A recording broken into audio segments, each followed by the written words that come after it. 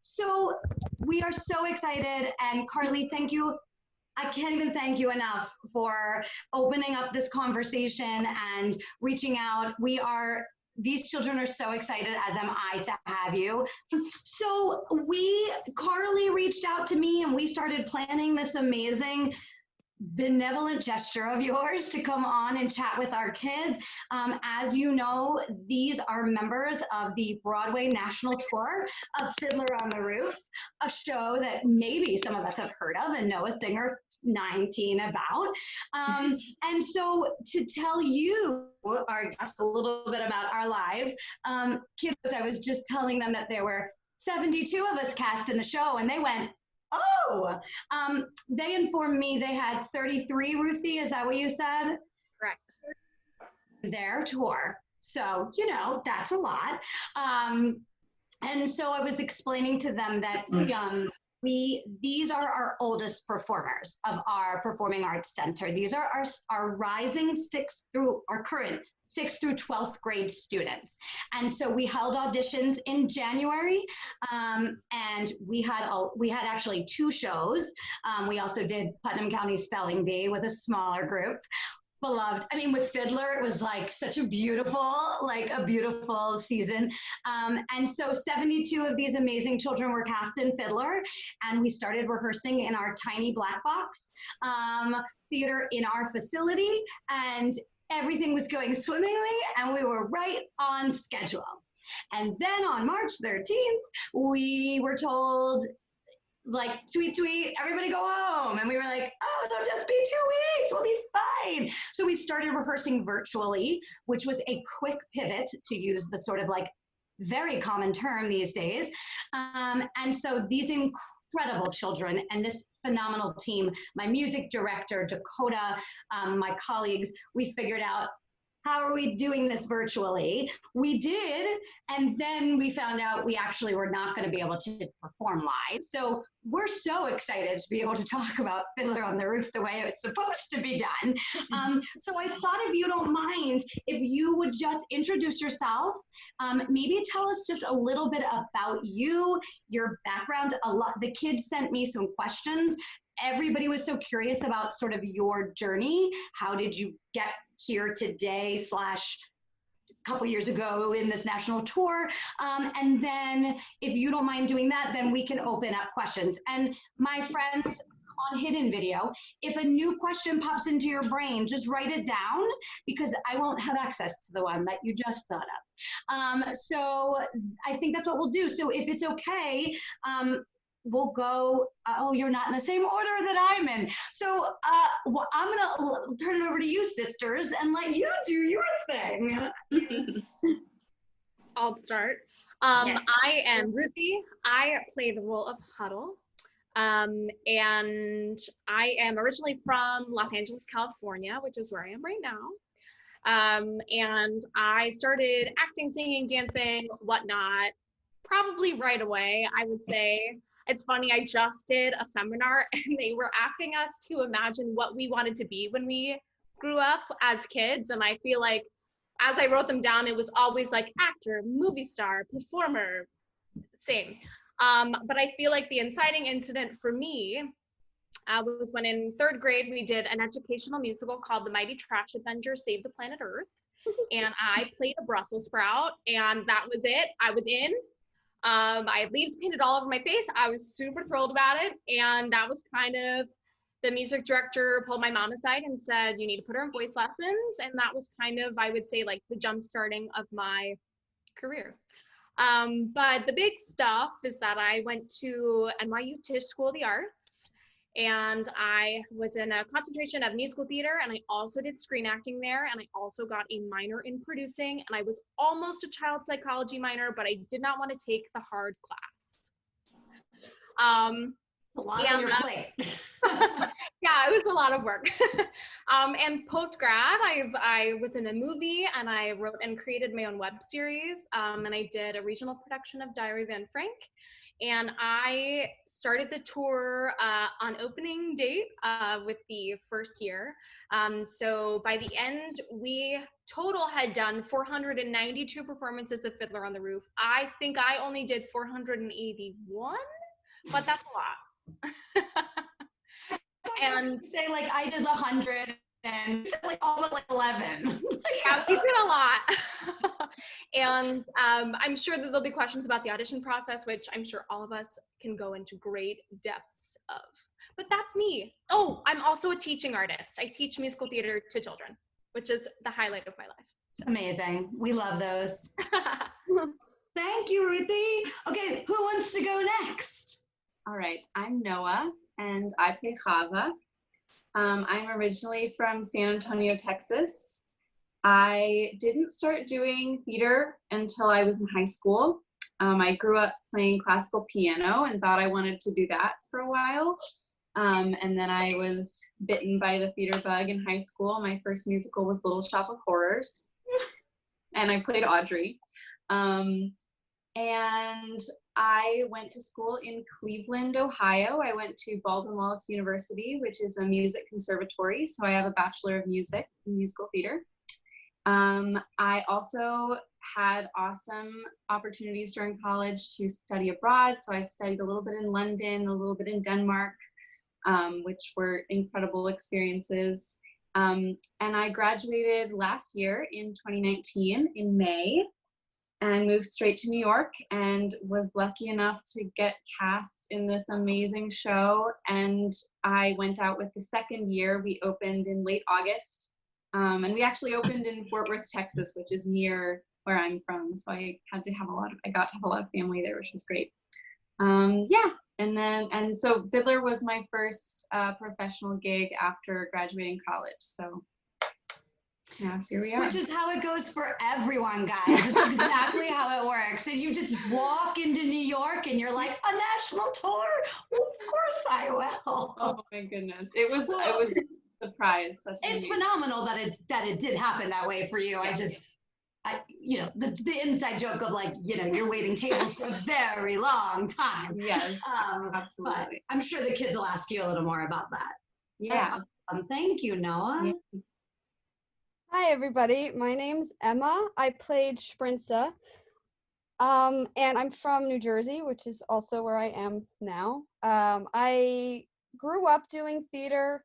My whole family is involved in theater in different ways, like my mom and my dad. My mom's a choreographer and director, and my dad's a director and English teacher, all that stuff. So I kind of just was exposed to theater from before I was born. And I just loved it.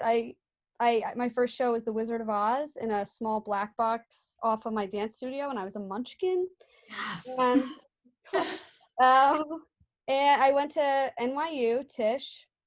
Didn't know Ruthy, but I went for like directing and acting because I also really like directing and choreography as well. So I kind of was like not exactly sure which route I wanted to go down, but I just like theater in general, so that worked. I graduated in 2018. Actually, fun fact in regards to Fiddler, I saw this version of Fiddler was on Broadway in 2015-16. I forget exactly which one it is, but I saw it when I was a freshman in college, and I fell in love with it. Like, just I had seen Fiddler before. I had done Fiddler before, like in my middle school and in a community theater, and I was like, yeah, it's a cool show. It's pretty fun.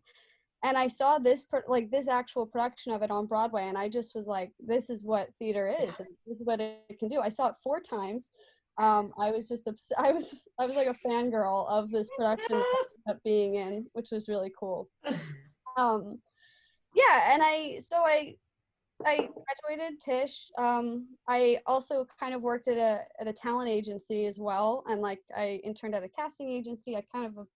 I've been trying a lot of different things in this industry. Then I got this audition. It was really cool. I also joined with Noa the second year, so we also started in late August. That's me. What part of New Jersey, Emma? Because we're right outside of Philadelphia. I'm from Union County, so it's like a 1.5, 2-hour drive to Philly. So is it like Central Jersey? Yeah, it's like central north. Okay. Okay. Yeah. Cool. Yeah. Very cool. Well, thank you. Hi, I'm Carly. I played Bielke. I'm the baby. I have always been a complete theater kid. When I saw a production of Annie when I was 3, and I was that kid belting Tomorrow in every grocery store, everywhere I went, all the time. And just completely fell in love with theater. I did a ton of training growing up at various youth theater programs in my area. I'm from New York. I'm from Westchester, but I did a lot of training in the city throughout high school and middle school, which was really great. And then I started college at Muhlenberg. Yes. I was a theater major with an acting concentration and a double minor in music and sociology. And then the summer going into my junior year of college, I saw a notice on playbill.com for an open call for the second year of Fiddler on the Roof. And my dream has always been to be in Fiddler on the Roof and to play Bielke. I stalked it when it was on Broadway and tried really hard to get in for it. And then it closed just as I was about to get in for it. So I went to the open call and crazy things happened and I booked it, which was crazy and amazing. And I took a year off of school this past year to join the second year of the tour. And that's where I am now. It was just a really crazy, amazing. This was my study abroad. So this was my year and I learned so much and it was just such an incredible experience. I'm very grateful. And my question is, what is one piece of advice that you wish you could give yourself back when you were just starting out, like becoming an actor and, chasing like auditions and casting calls? I'll go.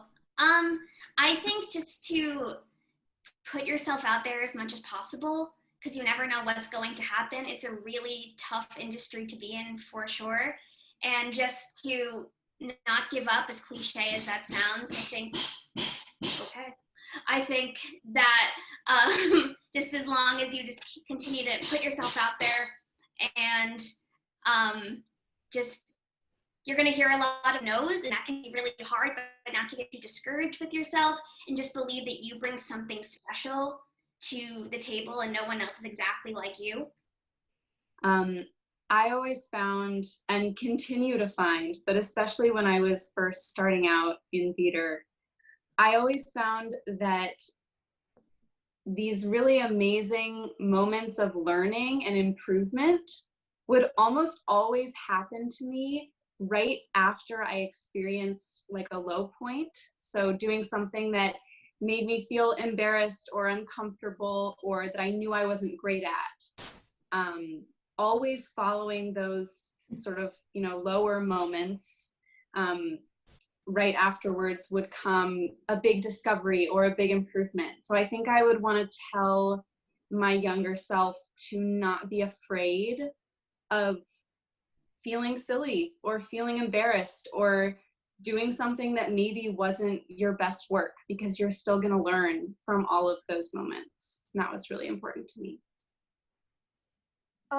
Something that came to mind for me isn't necessarily always in the audition room, but once you like have a job or you have a show that you're in, it's just really to be kind to everyone, and make yourself somebody that anybody will want to work with, like, because you never know when the next recommendation from somebody's going to be, or your teachers or your teaching artists might say, yeah, that person's really, really good to have in a room. Because I interned for a casting director at one point too, and it's like you can be as talented as you want, as you can, not as you want, but as you can be. Like you can have the most talent in the world, but if you're kind of a pain or you're a diva, as some people would say, like, that's not going to get you too far. So you just have to really like work as hard as you can, take everybody's notes and criticisms and advice, and just try to be kind to everybody you work with. Yeah, my answer's kind of twofold. The first thing I would say is, especially right now, we have this gift of time, which I know for myself, I have never had this much time to fill in my life, I think. And artists normally lead a very nomadic life. And so I think that learning, reading scripts, watching things online. I will never promote bootlegs, but I'm saying it now. YouTube is a fantastic resource that I wish was fully fledged when I was a kid, because you can learn so much by watching your peers, by watching your idols, by thinking, oh, someone told me about this musical the other day. I don't really know what it is. Maybe I should look it up. I think reading and just taking in all the information you possibly can is just such a way to pool all of your resources, which will only help you later. And I also think that something that was told to me in college, actually, that I wish was told to me much younger, is that you already have everything you need. We are human beings, and human beings are spectacular creatures. And I think that you already have everything inside you could possibly need, because you are you, and there's only one you in the world. And I think that is really important to know, that even as you're learning and as you're pulling resources, we study human behavior. That's what we do. And that's so exciting. So even observing people, I'm a people watcher. I got in trouble as a kid for staring because I was fascinated with people. My mom would be like, stop it. I said, no, but they're so interesting. I always was wondering, I wonder what they're thinking. And I think that's, what makes us special and exciting. And I think learning is at the core of all of it. Great question. Thank you guys so much. Great question. Thank you all for those responses. It's so nice to know that what we're teaching them is what you're saying. So much of all that you're saying is fabulous.